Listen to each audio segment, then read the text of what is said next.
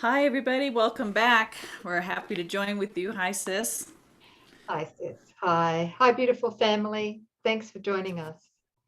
Yeah. We're on a new section, section 5. It comes just before lesson 261, and it's entitled, What is the Body? This Mm. is really, really big. We're Sis and I are still going trying to figure it out. to. We don't know, but we're going to tell you.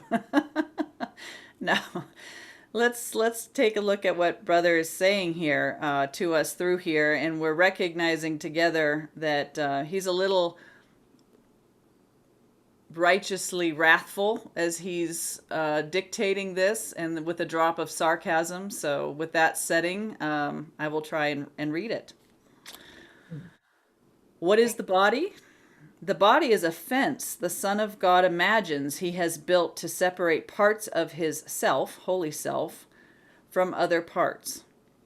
It is within this fence he thinks he lives, to die as it decays and crumbles. For within this fence he thinks that he is safe from love. Identifying with his safety, he regards himself as what his safety is. How else could he be certain he remains within the body, keeping love outside?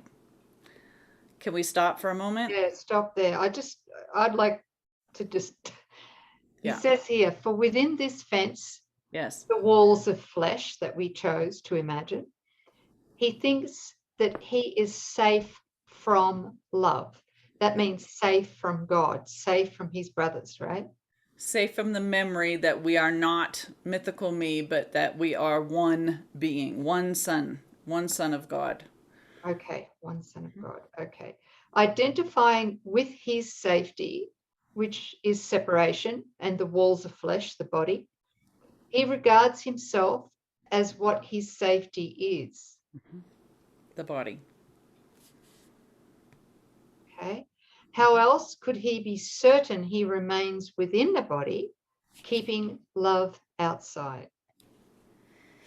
Okay. So what I'm getting, if we could just stop here for a second, is as I feel into this, what I'm getting is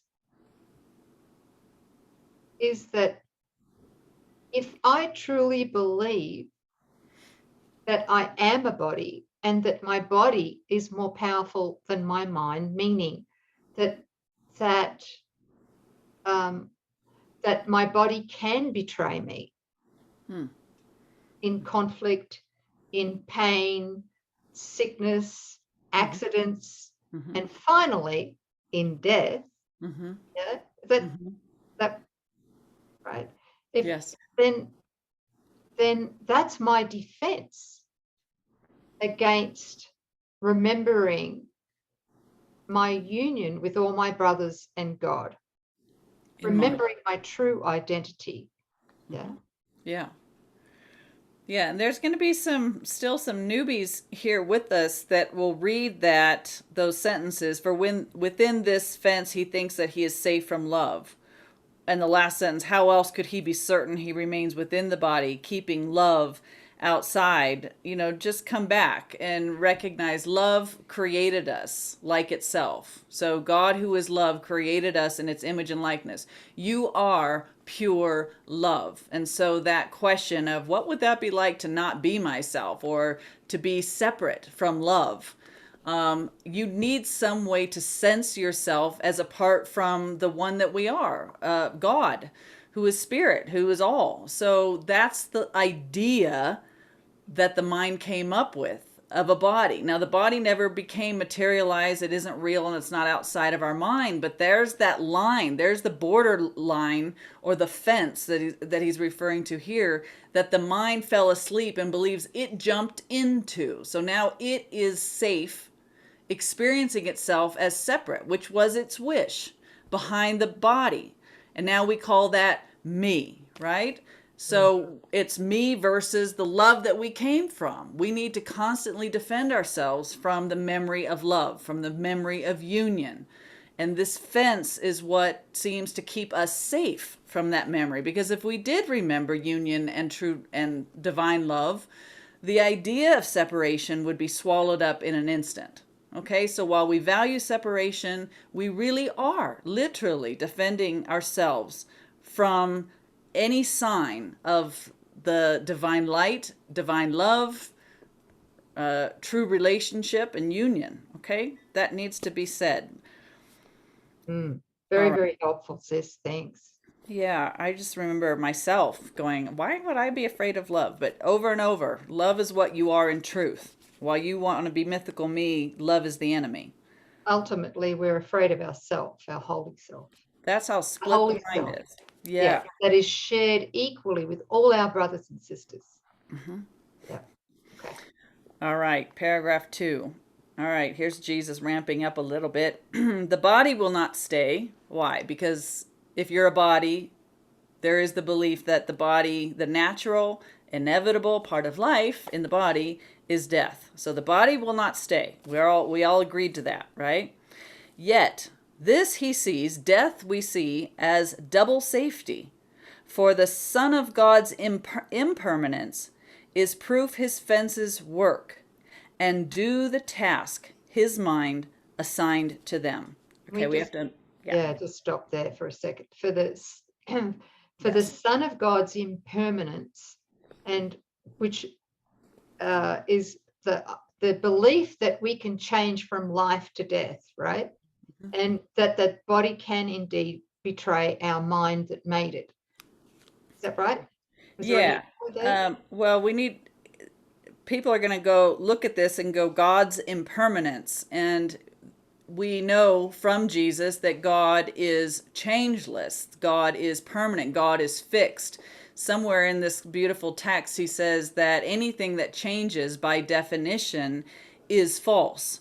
So he's being sarcastic here. He's saying, you guys think that you're going to go from life into something that dies, that you're going to leave love and become something that's fearful. So he's saying, you guys see this idea of death as your double safety because you've become the son of God's impermanence. If we're impermanent, then we're going to associate or project that onto God. Okay? So he's saying now you've become this somehow self-born son of God who is impermanent, can change. And this whole thought that we could leave God and somehow become something that changes, he says, this is the proof that our fences work and do the task his mind assigned to them. Again, what is it that we believe? That we are changeable, that we actually have left. We're standing here trying to prove, look what I have done apart from God. I've made something, I've created something, I have an independent mind, I'm living a life apart from God, I'm as powerful as God. Heck, I'm the substitute for God. We're trying to usurp God by becoming something separate and as powerful. And if we can kill off this body, then that's our proof that we have obtained God's power to do something true. Okay, for if his oneness, which is our true status, still remained untouched, meaning the separation never happened, who could attack? And who could be attacked? Who could be victor? Who could be his prey? Who could be victim? Who the murderer? And if he did not die, what proof is there that God's eternal Son has been destroyed? These are all the means the ego uses to prove to us that separation has occurred. When our physical senses and our mind seems to see attack, those who've been attacked, when we experience being a perpetrator or being victimized or see in the world evidence of perpetrators and victims, any indication that life ever was taken through the act of murder, and any perception of death in any of its forms are all the boast of the ego that says, I'm here, I'm real, and the separation is true. That the God's eternal Son could be destroyed. That's the vain boasting of the ego thought system. This is the whole idea that we shroud, are the beliefs that we include in the first lie, that, life is separate and can end in death. I don't know, sis, anything? No, I think you explained it beautifully. Thank you. I don't know if it was beautifully, but yeah, that's the only way I can read that sentence where that makes sense. Yet the body will not stay, yet we see this he sees as his double safety, for the Son of God's impermanence is proof that his fences work and do the task his mind assigned to them. Yeah. And do we want to talk about double safety, sis? Or is that? Yeah, double defense against awakening. Yeah. Right? And why is death a double safety against awakening? Do we want to talk about that? Yeah. Do you have anything that you want to start off with? Okay, so you guys, we're insane while we think that we believe that we're separate. So if you're mythically me identified, the mind is insane. And yet, we still seem to have the ability, free will, to choose again, right? We had a choice to get on a spiritual path. We have a choice to join in holy relationship to overcome this belief that we're a body. There's still the option is available to us, okay? Now, remember that all of this is a belief of separation. Part of and a continuum of this belief is the belief of death. And so when when we all nod our head in consent that death is real, and the body seems to die of a loved one, say, they believe that they're dead, we're all agreeing that they're dead, that mind, based on the laws of this dream, no longer has the option to choose again. Per the laws of the ego, a dead person can't engage in holy relationship, can't experience a holy instant, doesn't have free will. That's why death would be seen as a double defense. It's another layer. It's probably the deepest layer, right? Of no light, no ability, no hope. No hope. Yet, because we're all the one Son of God, the work that we're doing is on behalf of those who believe that they are dead. And, it's interesting that somebody who believes that they have died doesn't have a body, needs to have a body to fuel the guilt that keeps this. Remember, the ego thought system requires guilt. That is its fuel. It needs guilt. Well, a dead person, as far as I know, isn't creating guilt in the mind. And so it's drawn back into this reincarnation cycle. It gets literally pulled back into this realm of body identification so that the mind is fed more guilt, more guilt. This is the cycle. We're dead. We don't seem to have a choice, but we need guilt. So we come back through birth into a body where we experience more guilt. But then the guilt kills the body, and on and on. And here we go. And there is no getting out of this crazy hamster wheel until we awaken from the belief that we are body bound. Right, which is forgiveness. Forgiveness, Perfect, holy relationship. perfect forgiveness, which can't be completed without holy relationship. That's the atonement. Yeah. That's the atonement. Yeah, it's really, while we believe in the ego's insane thought system, the body and the world, we are going to be terrified of returning to the status of the Son of God, right? Yeah. That we are, the identity. We're going to be terrified of that. But lucky none of this is real. Yeah, I'm just... You gotta laugh. Just from the moment of the thought of separation, our mind is in terror. We have terror here because we think that we're separate and it's us against the world. And we've got terror of God because we think God is going to punish us. And we're terrified of dying, so we prolong this mythical sense of ourselves. And then in death, the ego pursues us in death, so we're like, reincarnating back into these bodies. And it's all there. There's just no light in it. There really isn't, and I'm not trying to be a Debbie Downer. Thank God the next paragraph clears all this up for us. But Oh, you while don't we are, know what the next paragraph is because I want to share something. oh, go for it. Sorry. I want to I I'll want let to you. nail I want to nail the lid of this ego coffin down. Okay. All right. Can I share it? Are you enjoying your morning cup of tea, everybody? Oh, forgive us, guys. Please forgive us. Go ahead, Oh, sis. Lord. Okay, here we go. So if you're really interested in what we're talking about here, that death is the central dream of the ego thought system from which all illusions stem. That's how attracted we are unconsciously to the illusion of death. You know, it's all to escape awakening to the magnificent Son of God that we are, the child of God we are. You know, Jesus says here, so what I'm saying is to read the obstacles to peace. All right. That is the section to read. Chapter 19, the obstacles to peace. Mhm. And here's a paragraph from the attraction of death. He says here, those who fear death, and we all do, we're all trying to save our life.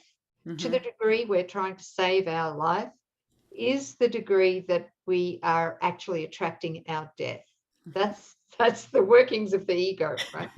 Those who fear death see not how loudly and how often and how loudly they call to it, to death, and bid death come to save them from communication, which is God with our brothers and sisters. For death is seen as safety, the great dark savior from the light of truth, the answer to the answer. God's Right? answer, right? Yeah, Yes. God's answer, the silencer of the voice that speaks for God. Yet the retreat to death is not the end of conflict. Only God's answer is its end. The obstacle of your seeming love for death that peace must flow across seems to be very great, for in it lie hidden all the ego's secrets, all its strange devices for deception, all its sick ideas and weird imaginings. Here is the final end of union, death, right?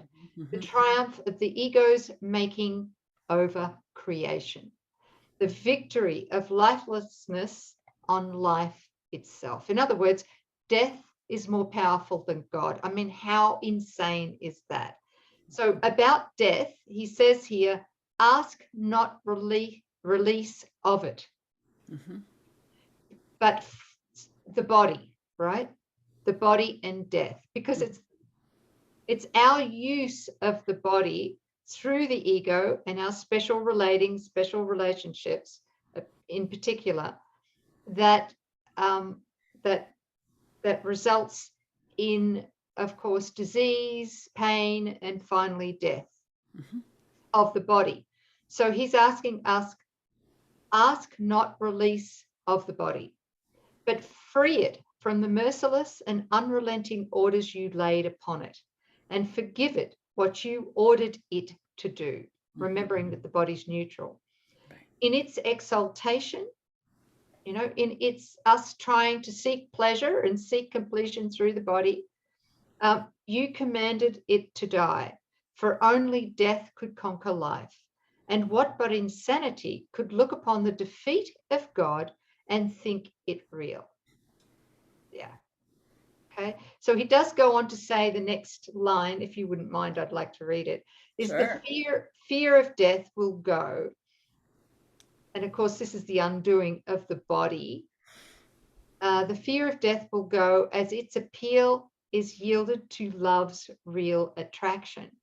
The end of sin, that's it, the end of sin, which nestles quietly in the safety of your relationship, your holy relationship, protected by your union with your brother and ready to grow into a mighty force for God, is very near. Hmm. Okay, that's it. There's lots more to read there, but we don't Yeah. have time right now. Okay. Yeah. That was well said. Thank you, sis. a bit of support and context to what we're talking about here, right? Did you want to read on, sis? Yeah. Yes. Okay. Paragraph 3. The body is a dream. Like other dreams, it sometimes seems to picture happiness, but can quite suddenly revert to fear, where every dream is born.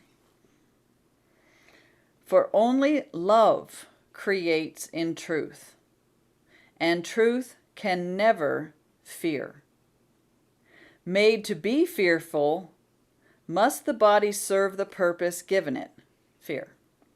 Right. But fear. But it's right. just at the practical level, it's seeking pleasure through the body apart from God, apart from Holy Spirit, and defending ourselves against threat here in the world, right? Right. Yep. Yeah, whatever we require the body to do independently of the mind of God will result in guilt, whether that's pleasure seeking, seeking goals, or defending the body against unreal illusions that we have projected from our mind. All of that results in guilt because the whole goal is I'm doing something apart from my Creator. I'm trying to do the impossible. And we know this. And so the result is the guilt. That's the ego's goal. That's what it survives on. Okay. Made to be fearful, must the body serve the purpose given it. But we can change the purpose which the body will obey by changing what we think that it is for. So right now, the body was an idea in the mind as a fence so that the ego we can let the ego operate it and identify as that for a sense of separation from love and from God and our holy self. But at any time, here's this neutral image still dangling in our mind. There's the body. How have you been using it? Well, lovelessly, but you do have the option and the choice right now to repurpose it. You made it. You govern it with your thought, what you desire. If you no longer desire the separation, you can give that body over to the Holy Spirit for its purposes, and it will place it in service to the will of God. The body is the means by which God's Son returns to sanity. So it's not a goal. What's that? It has a goal? Is that what you said? He says it's a means and not the goal. Not the goal. Sorry. Yes. Okay. Yeah. The body is the means. Yes. Though it was made to fence him into hell without escape, yet has the goal of heaven been exchanged for the pursuit of hell. The Son of God extends his hand to reach his brother and to help him, his brother, walk along the road with him. Now is the body holy. Now the body serves to heal the mind that it was made to kill. Wow. And he's talking about that holy relationship when we extend a hand to reach our brother. Now is the body holy. Now it serves to heal the mind that it was made to kill. You will identify with what you think will make you safe. That's really key. That just ties back to the beginning that we thought that our safety lies in the body, so we identified with it. So we will just automatically identify with whatever we think will make us safe. Whatever it may be, you will believe that it is one with you. Your safety lies in truth and not in lies. Love is your safety. Fear does not exist. Identify with love and you are safe. Identify with love and you are home. Identify with love and find your self, your holy self. Beautiful. Okay. So if we're identifying as the body, we're identifying with fear. If we're identifying with the mind, who's using the body to join with brothers, we're identifying with love. And he says as we do that, we are home in our true identity and safe.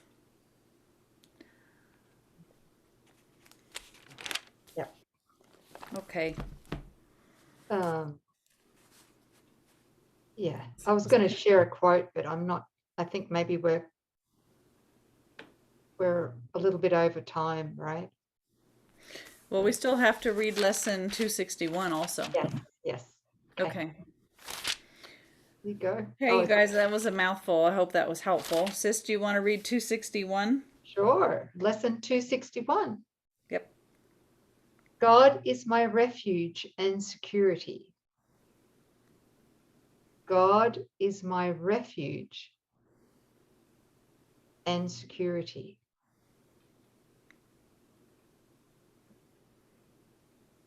I will identify with what I think is refuge and security.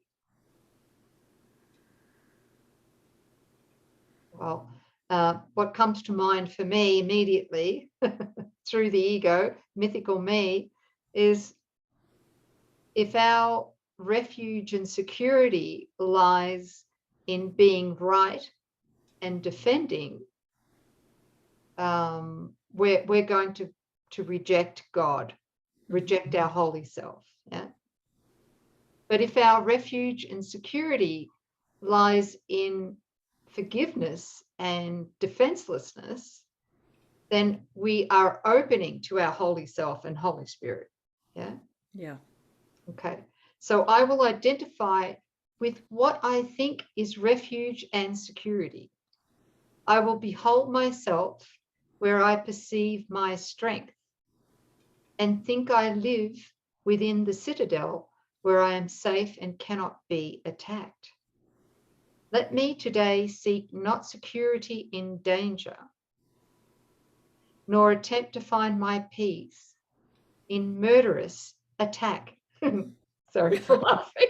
That's okay. Oh, he's got such a good sense of humor, Jesus. High five. High five.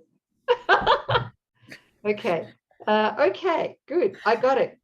Okay. Or attempt to find my peace in murderous attack. Okay.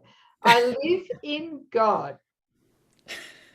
Say this 1,000 times. I live in I God. live in God. In him I find my refuge and my strength. In him is my identity.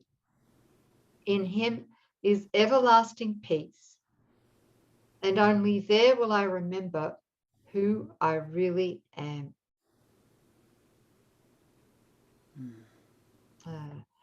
Let me not seek for idols.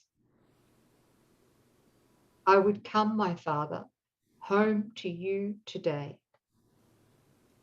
I choose to be as you created me and find the Son whom you created as myself. There's something really pinging for me. This truth that we will identify with what brings us safety. And I think I've mentioned to all of you along the way that the backbone idea or thought, and I thought this was it, was the I know mind. The mind that's always got to get it right, get it right, get it right. But what I've seen since then was that behind the mind that's got to get it right is a huge stress of having to do. So the one that feels like they have to do wants to get it right. And so I've been watching now the doer and how that is the usurping of God, who is the only activity. And so every time my mind is contracted into, you've got to do something, that I have believed in this incarnation that because I'm a doer, that that's where my safety is. And I have really believed that that was my safety. Like, I can do it. I can handle it. I've got the answer. I can save. I can certainly save myself. It gives me my money. It gets me my attention. That's my protection. And many of us have this plague. It might appear in another way. It might be our appearance. It might be our physical strength. It might be whatever it is, that seems to get us gain in the world. We believe we wouldn't have put so much effort in it unless we believe that it brought us our safety. So we identify with what we believe brings us our safety. So we need to recognize, identify that, and go, I've mistakenly believed that the doer was my safety. But the doer just kept the idea of mythical me going, and the end of mythical me is death. So instead of running for my safety, seeking safety, behind the scenes, this is the attraction to death. This bolstering of Coreen, right, as a person that does not exist, and the end of that idea is going to be death, because it isn't real. So it is in the surrendering. Great, I'm so grateful to see the doer, and then to surrender that in deep forgiveness. I'm sorry that I thought that there was anything in separation that I wanted. I'm sorry for using this theme, this flavor, to try and edge God out, right? Thanks, God, I've got this. I can do this even better than you. I don't want to hear you. I've also noticed that the doer keeps healing out. If a mythical me wants to be the doer, wants to be involved in some form of healing, or wants to be part of the miracle working process, there's no room for God in that equation. It's like, I'm going to take the truth so I can do something apart from God, which equals guilt. So just really recognizing this transfer over into God is my safety. And like he says here, in him is my identity. I live in God. So if it's not God doing the doing, if God's not ordering my thoughts, if the impulse that is my activity isn't from God, who is my life, then doing anything apart from my life is death. I'm already dead. There is no life flowing through me. I don't need to wait for a casket. Life is not flowing because there's an independent so-called doer sitting in the road. Yeah. And no judgment. I saw how I thought that was my safety. But I'm recognizing that brought me everything I don't want. That makes me completely exposed to the ego's laws. There's no safety in life apart from God. Do not place yourself under the ego's laws. Unless you want hell. No, thanks, sis. And just thinking for myself, the idea of being a people pleaser, which is specialness. There's another one too. Sacrifice. Yes. Being really good at being able to sacrifice myself for others. Right? That's another big one. Isn't it? Yeah. There's an idol. Sacrifice. There is no sacrificing God. We can't sacrifice ourselves without also asking every brother and sister to sacrifice with us. So there's no private sacrifice. Yeah, that's handing a tack out at the door. Everybody that enters gets a bag of self-attack. Thank you. And how about being the martyr, or that's it. I was just going to say that. Or clinging to some story of victimization. It's like, what's your theme? You have to have a theme to play a mythical me. No self-judgment, but we do have to be radically honest and recognize, what is it that I think that I do really well that keeps me safe, and recognize that there is no me, but that theme is the attraction to death. That's the ego's call. Every time we think we have a problem, every time we're feeling guilt, every time we're seeing conflict, and we believe it and we're triggered by it, that's our attraction to death. It's attraction to a life that's not there. I live in God. Either God is, life is, or God's not. He is, but if we're pretending that he's not. Right. So God is dead. Yeah. That's what we're standing here. God is dead. Yay us. Look what we did. That has to come with truckloads of guilt. Oh, gee. Okay, How well, do you guys feel now? I forgive myself. Jesus already forgave all this. It's only happening in a dream. But hey, let's get incentivized to wake up, okay? Completely. Well, thank God it's an illusion of a black comedy, right? Yeah. Yeah. Thanks. Okay, guys. They should So, make a movie about it. have you ever seen Jesus, son of what? Jesus of Nazareth, son of God? What's the name of the movie? Oh, God. The Wow, first, Corinne, you just put my um, foot in my mouth. What's the the movie one in, about Jesus' life? yeah, Jesus of Yeah. Nazareth. Nazareth. Right. 1977 was made, I believe. Okay. Yeah. Yeah, good movie. Yeah. Great movie if you haven't seen it, because you're living it. All right, you guys. God is my refuge and security. That's where you'll find real refuge and security. Go to God. Beautiful. I Thanks. think we're done. I don't think they're listening anymore. No, no, no, our family's left, sis. Oh, no. I heard a cricket. Okay.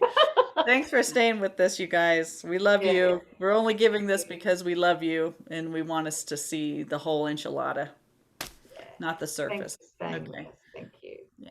Bye, Thank you. guys. Bye.